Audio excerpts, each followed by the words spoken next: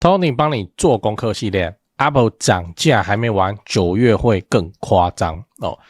今年6月底 Apple 突發性的調整一系列產品的定價，就是漲價啊。想說結束了嗎？沒有，我跟你說9月還會有一波大的。那為什麼我敢這樣子說？你看完這支影片就知道了，我查了很多資料，然後緊急拍這支影片給你看這樣。嗨，我是電商 Tony 陳，歡迎收看 Tony 幫你做功課。這個系列不講大道理，只帶你看精彩的商業案例跟八卦。那你也可以思考看看能不能運用在自己的公司上。如果確實能增強你的生意，你也不用謝我那永遠記得善待你的員工跟客戶就好。好，那我們就開始吧。我們上一集講了想在社群做自己錯了嗎？一堆經營脆都翻車嘛。那這時候我們來講說 Apple 大漲價時代來臨這次我們來聊一個新聞，標題我念一下 AI 晶片通膨來了，蘋果 Mac、iPad 等產品最高漲4萬元那漲價幅度一表看懂。嘿，對，這是我们來聊 Apple 漲價。那我會告訴你說為什麼它現在非漲不可。好，先透露一點其實跟晶片記憶體顆粒的漲價的關係沒有到很高。OK， 那先帶你看新聞回顧一下，那內容是這樣，就蘋果在2026年6月25號星期四直接更新多款官方的售價圖在這邊那框起來的地方就是漲了多少錢。那我沒有全部秀出來因為漲價的東西實在太多了現在只有 iPhone、Apple Watch 跟 AirPods 這3個產品還沒漲價而已。所以你看iPhone 目前還沒有漲要買要快看起來這種全系列產品通通都在漲價 ，iPhone 沒有什麼可以幸免的理由啊。所以便宜 iPhone 就剩現在而已。那有漲價的產品差不多會漲1.5%到2.5%這樣。然後現在官方給出的說法，你看我框起來的地方AI 資料中心的快速擴張造成記憶體和儲存需求的非凡激增。我們從未見過元件價格漲得這麼快這麼多。我們迄今已盡力為客戶抵擋這些漲幅，但現在我們已到達必須開始對部分產品調漲的時間點。官話對不對那白話文就是什麼？晶片漲太凶，記憶體顆粒漲太凶，所以我們不能不漲這樣。OK， 你接受這個說法嗎？你是蘋果的忠實信徒，只能接受啦。OK， 那我也先跟你分享一個大家比較公認的版本真的是因為記憶體太貴了這應該是目前最多人接受的版本，因為記憶體顆粒真是暴漲啊！你看這張圖，這個是德國從去年7月到今年的6月的 DDR5 記憶體在零售端的價格，那它的高點是今年的1、2月440%，我靠暴漲 4.45 倍，然後今年5月稍低一點 419%， 4.19 倍還有，所以我們乍看之下蘋果蠻良心的，對不对？人家記憶體結果給你漲4倍多，然後終端售價才漲大概 28%， 良心企業啊，良心企業，真的嗎？怎麼可能？在商言商，我們剛才講的暴漲 4.45 倍是德國的消費市場，反正就是自由市场供需原則市场，那是看不見的手嘛，看它要怎麼搓嘛。那可以漲到4倍多。但是蘋果對記憶體的採購是 B2B 呢，對不对？ B2B 呢，B2B 是有長期合約限制的，所以他拿到的記憶體漲幅絕對不可能那麼高。事實上，美光的 CBO 很奇怪這個叫 Chief Business Officer， 一般我們都叫 CEO 嘛他是 CBO 就是事業部的 Business 的。然後那前不久才跳出來喊冤，你看我框起來的地方美光的 CBO Sumit Sadana 跳出來說，之前記憶體市场不好的時候，有些客戶借機以極低的價格來大量囤積購買記憶體。那他們也告訴了這些在價格上非常激進的客戶，這樣會影響美光未來的產能投資他沒有講是誰，但你知我知，隔壁老王也知嘛，就蘋果啊蘋果啊Tim Cook 啊不然呢。然後我還有一個證據你還記得記憶體是什麼時候開始起漲的嗎？來，我找到最早的討論是這個新聞，標題我念一下：記憶體廠節制擴產，漲價趨勢不變。然後新聞的發布時間是2023年12月22號，所以這個時候記憶體開始上漲為什麼？因為2023是 ChatGPT 的 GPT-4 誕生，所以大家發現說，這個 AI 真的不一樣。然後各大科技巨頭開始狂買晶片跟記憶體，就趕進度就對了。記憶體也是那個時候慢慢漲起來的。但是你看 Apple 財報，藍色的就是硬體毛利。奇怪啊，記憶體不是開始漲價啊？怎麼 Apple 的產品毛利可以穩穩維持鎖定在 36.8%， 穩如老狗啊是不是哪邊怪怪的那還記得美光的 CBO Sumate 他說過什麼嗎？就某些客戶借機以極低價格大量購買記憶體，安內啦，囤貨啦按剛跨屋。那 Apple 有跟美光壓價錢，所以就算記憶體開始變貴合約之內也沒受到影響那當然今年度的起漲很有可能是因為合約到期然後續約的時候必須要做調整。但你相信 Tim Cook 會讓記憶體廠商獅子大開口說你漲多少就漲多少嗎？怎麼可能？ Tim Cook 供應鏈之王呢？像那個念商學院大概都知道說 Tim Cook 現在他地位有多誇張，他根本供應鏈活着的教科書呢。那他是蘋果呢，供應商通通都給我在面前怎樣給我跪下這個才符合蘋果我們所認知的一貫高傲的本色才對吧？那再來你要知道 Apple 的6月調漲只是前菜。如果你看到這邊覺得還可以的話，記得幫我按個訂閱也歡迎直接加入我的頻道會員，讓我有動力做出更多精彩的影片。好，那回到正題那接下來我們來講說，以我在商業上的經驗來看，我個人認為蘋果的漲價才剛開始而已。現在在試水溫調漲 20% 是消費市場的反應真的再來決定下一波的定價。為什麼你還記得我前面講說什麼沒漲嗎？來 iPhone、Apple Watch 跟 AirPods。那 Apple Watch 跟 AirPods 我就先不講，来你告訴我憑什麼 iPhone 沒漲？不可能，然後它裡面也有機體然後也可以選什麼256、512、1T 這種的。來我來跟你講答案因為9月今年9月除了是央行理監事會議以外，還有 iPhone 的發表會iPhone 如果你數字來拼的話，應該叫 iPhone 18這個系列就要出來了。然後就以前蘋果保密保得很誇張，現在怎麼好像發布會沒什麼驚喜，大概之前就被洩露出來OK， 那我跟你講，我自己在查資料的時候，我看到說就是蘋果開始把這個生產線供應鏈放到印度以後開始保密就出了很多狀況。最近還有一個嘛那講這個好像就叫黑印度，就最大規模洩密好來，那我們回來那這個 iPhone 18大概是折疊機，對不對？然後傳言還會出這個 Google Glass 就眼鏡。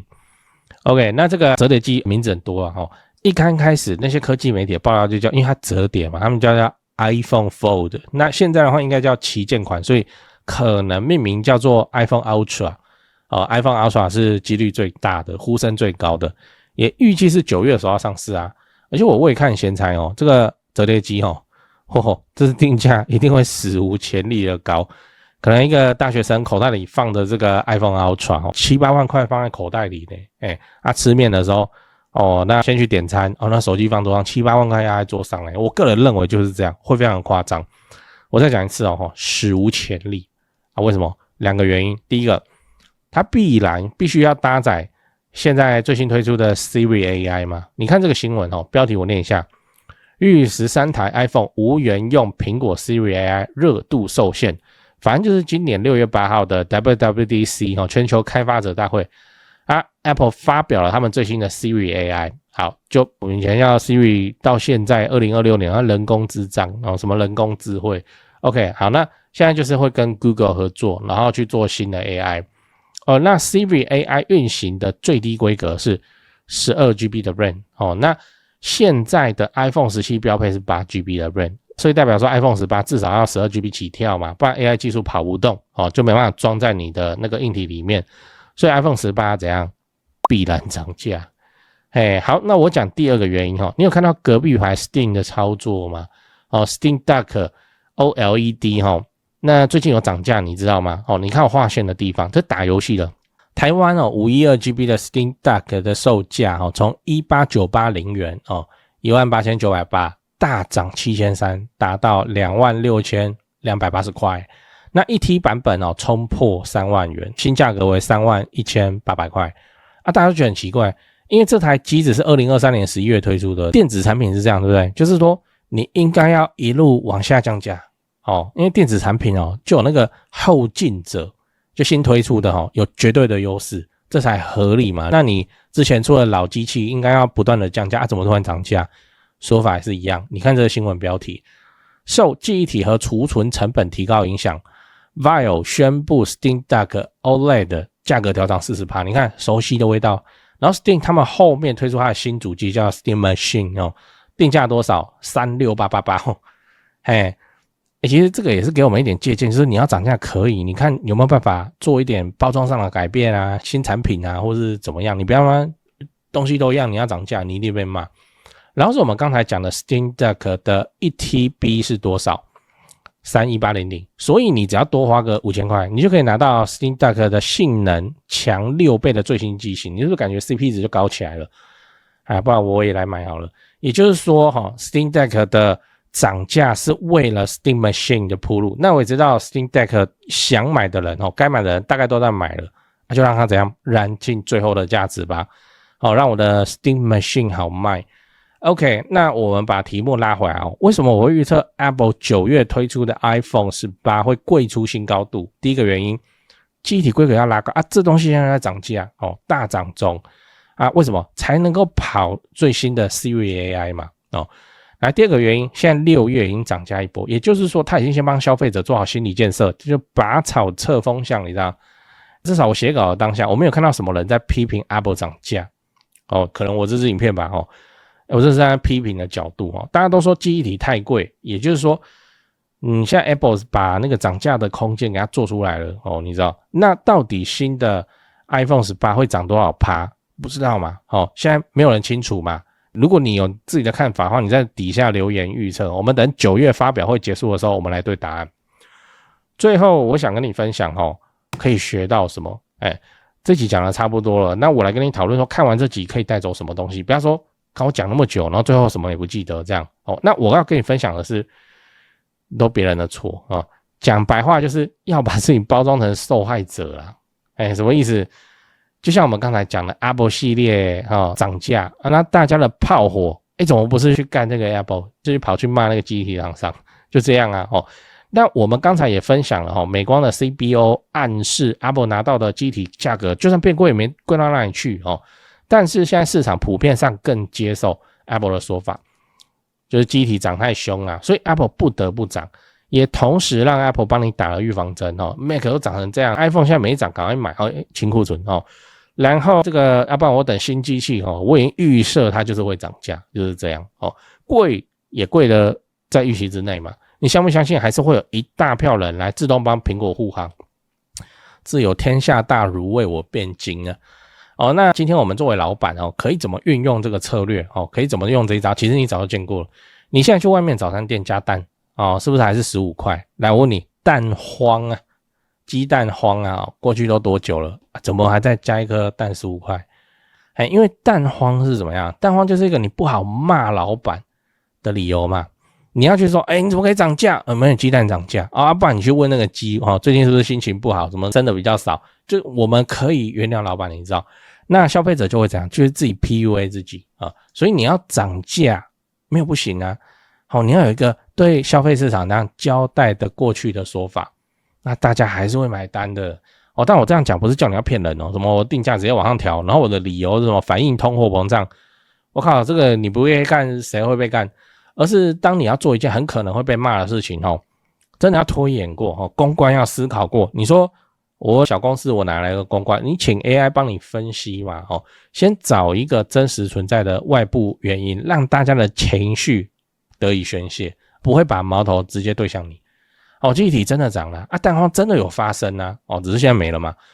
那正因為它是真的，所以它是怎樣？它是很完美的擋箭牌你是很完美的受害者對不對？哎呀，其實漲價我也是不想慢慢講那些，那本来要指着你鼻子罵的消費者好吧還是買吧就是這樣。這個講起來很好聽但是人家這種頂級國際企業表演給我們看，這個要學你要漲價沒有不行你要嘛你推出新品的時候，新品漲價是很合理 OK， 那你舊產品要漲價真的要去思考所謂的受害者聯盟你要有一個受害者的形象。我懂这個就是早餐店跟 Apple 教我們的事好，今天的分享就到這裡也歡迎你底下留言，那你的留言我是都會看我這個頻道有開通 YouTube 頻道會員功能，我要請你直接刷信用卡支持我，讓我可以投入更多的錢與時間把節目做得更好，把商業世界中人家做生意的成功之處或失敗之處，我都拆解給你看。失敗我們就避坑嘛，成功我們就模仿，這東西沒有專利啊。電商通理城幫你做功課系列，值得你加入頻道會員，祝你生意興隆，祝你開車在外都剛好找得到停車位。講八卦講八卦。一講到這個記憶體有一個東西叫做美光抱怨的貼文美光抱怨的貼文因為怎樣，它非常的戲劇化非常的狗血，就是說我們漲才漲5塊。結果你們在終端售價給人家漲多少，就是一個抱怨然後大家全部都來罵蘋果的邪惡的供應鏈。經我查證，好像不是這樣這個東西到底是真是假？我現在認為是網友自己演戲比較合理，查證起來好像就沒那回事啊。所以這個我們就不多提那蘋果漲價就漲吧，像我節目一剛開始講的說什麼記得永遠善待自己的員工跟客戶嘛，对不對？那蘋果現在是這樣善待自己的員工跟股東我靠那客戶的話再說，我要先漲價所以蘋果好像對不對？買他們股票好像也是一種選擇，他就是照顧股東啊。OK， 那講八卦講八卦我自己最近剛換筆電真的原因無他，我這個上一台我買的時候2021年到現在也差不多不行了我的筆電真的是剛買不久，真的剛買不久才1個多月。好來，結果我現在看到蘋果大漲的新聞我趕快去查一下我這個筆電一樣是 Mac， 我現在買的話會貴多少？我查完就是那個記憶體那個容量選一選什麼有沒有同樣規格，我要是拖到現在才要買才換電腦的話，我會買貴多少？9700，我靠，好險啊，好險！我先上車了我自己就有參與到這個全世界的漲價的八卦有一句話叫早買早享受，晚買享折扣，对不對？怎麼現在突然就逆轉了？現在是早買早享受再加享折扣，哇，不可思議啊！總之我就運氣好沒被漲到，好爽真的是好爽！9700耶，你拿去做什麼不行？你光熱炒店你喝個金牌，你看你喝金牌9700你喝幾箱？哇，這個同樣的東西所以真的是這個有沒有業內人士來說明一下，是真的反映到終端售價就是必須漲價這麼狠嗎？然後我做個補充就是剛剛我也講了那個受害者形象我把它補充一下，就是漲價的時候有很多的方式可以漲。那把自己包裝成受害者是一種陽謀就我們講陰謀陽謀，陽謀就是說你即使知道了你也毫無辦法陽謀。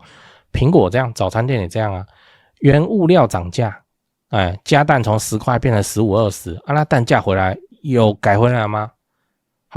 有必要去改回來嗎？有必要嗎？所以在漲價的时候那你有好幾種做法，你就先看說產業內龍頭他們漲價他們是怎麼處理的你不要自己就衝了你先看一下說那個走在前方的大船是怎麼斬這個風暴的用學的。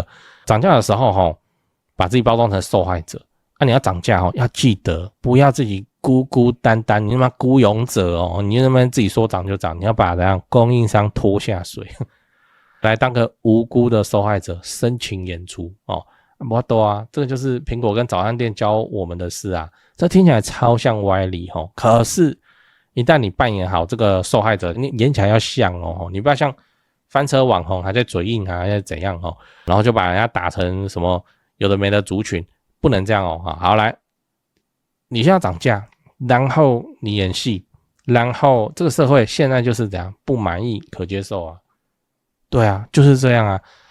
我也沒那麼無腦我們什麼世界都是這麼如此之美好，不是？我們都出社會多久了？就是說，外面的人就表演給我們看，國際等級企業表演給我們看。今天蘋果漲價，它完全可以漲價，它為什麼一定要突然點名記憶體顆粒？那其他東西沒漲嘛？其他供應沒漲，為什麼沒被點名？奇怪，它跟那個美光是有仇，是不是？而且再說美光也不是記憶體廠商裡面最大的那一家呢。我嘛是剛剛怪怪但總之，蘋果就是要漲價行然後要做供應鏈的戲要演好自己的悲情人設，就是我也是千百個不願意學起來學起来，只能學起來。雖然這超像歪理，但是就是學起來。你今天就自己漲價然後自己苦哈沒法得就馬龍就貴啊，沒有，現在看起來就是直接點名早餐店加蛋要漲，你就說那個雞的問題，雞感冒哦，他最近的心情不好，不怎麼下蛋，你就是這樣啊，不然怎麼辦？這個蘋果演給你看，你要做一個受害者，然後拖供應鏈下水，現在看起來已經是個公式了，真的就是公式了。好，以上這個就是很像歪理的東西那我來說一說，就是我們一般零售業要漲價，通常怎麼漲通常怎麼漲？你最不會被罵就推新產品那個新產品可能沒新到哪裡去但是會怎麼樣？最爛會改包裝，反正就是做區隔新產品。那你推出新產品順勢漲價這個形象行為起來看起來就會相當合理。好，那你這個新產品除非你產量不大嘛，不然你那個像我上一集拍的那個蚵仔煎洋芋片口味他現在要推新產品，然後來做漲價新口味來漲價。很麻煩啊，我這整個生產線都要調啊那建議售價的話寫高一點，有很多好處啦反正他看一個那個建議售價145，然後現在店裡面在賣79 OK 啊，他就會買啊。就是你去通路，你去幹嘛？你先看一下大企業的動向，看一下他們的風向，看一下人家漲價他怎麼處理，你會發現大企業漲價真的都是把供應鏈拖下水。所以學起來吧，我們這種生意人就求生存。那今天人家表演給我们看，即使很像歪理，學起來吧技多不壓身啊，那你就學2招防身啊。那日後如果真的遇到沒辦法，現在就是生意就是難做，我就必須要提高我的利潤來讓這整個生意活下去。那你漲價也漲得比較溫和一點你漲價也不會直接被他公幹，然後加速你的衰落你漲價好吧行吧或怎麼樣。